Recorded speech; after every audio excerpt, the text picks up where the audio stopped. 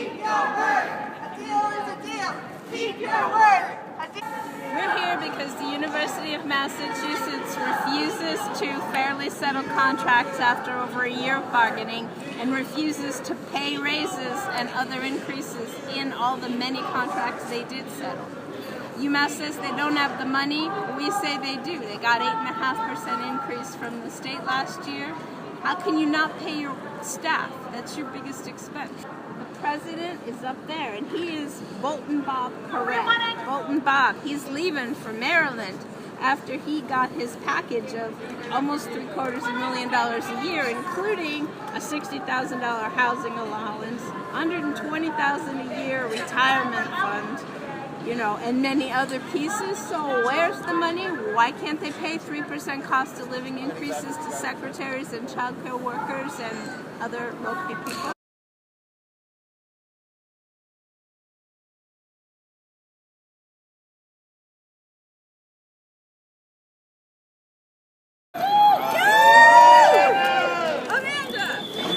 Hey everyone, I'm Amanda. I'm a member of the Classified Staff Union at UMass Boston. I am also a graduate of UMass Boston. If Caret actually cared about public education, he would not be blaming us for a future rise in tuition. He would not keep our raises from us when he makes $500,000 every year. If Caret actually cared about public education and the students at UMass, he would pay us our fair raises and he would fight for more public funding for education. There's plenty of money in this city, and they have nothing to say about figuring out a real plan to fund our raises and not raise tuition. And now they're trying to pit us against students, and we completely reject that. We are former graduates of UMass Boston. We stand with students who are struggling with student debt. I demand my raise today so that I can pay my student debt loans every month. Please, we demand that you fund our raises today. Next, we're going to be hearing from Wendy, who's a professional staff union member at UMass Boston. Hey, Wendy! Hi, everybody. I'm also a UMass Boston graduate. Press the button. I'm also a UMass Boston graduate, and I am a professional staff member at UMass Boston. And I personally worked hard. Every day I come in early, I stay late, I don't take breaks. Also, we already make significantly less than people in the same industry in the private sector. We make significantly less than them. So a 3% raise would be at least something to help pay for all our bills are rising constantly. My electricity and everything else is going up like everybody else's. Also, our parking fees that we have to pay at UMass Boston, it's something like $2,000 a year. Anyway, so a 3% raise would be a bit. Right up to your face. So a 3% raise would be a bit helpful for that. Great.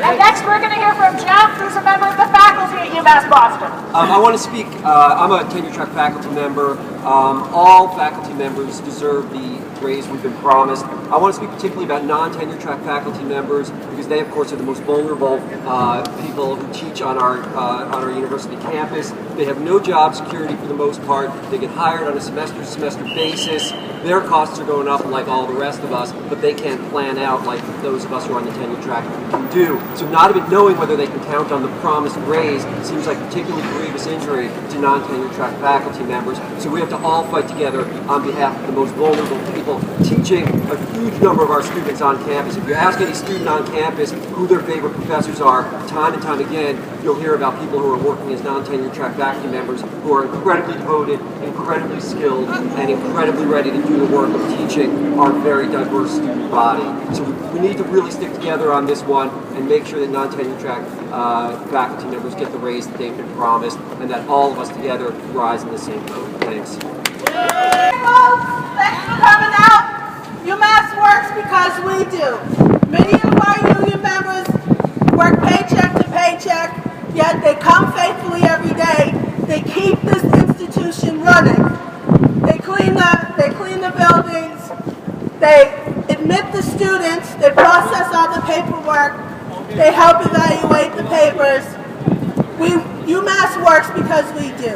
And we have a settled contract. CSU has a settled contract, and we agreed to their terms, and now they refuse to pay. It is simply unfair.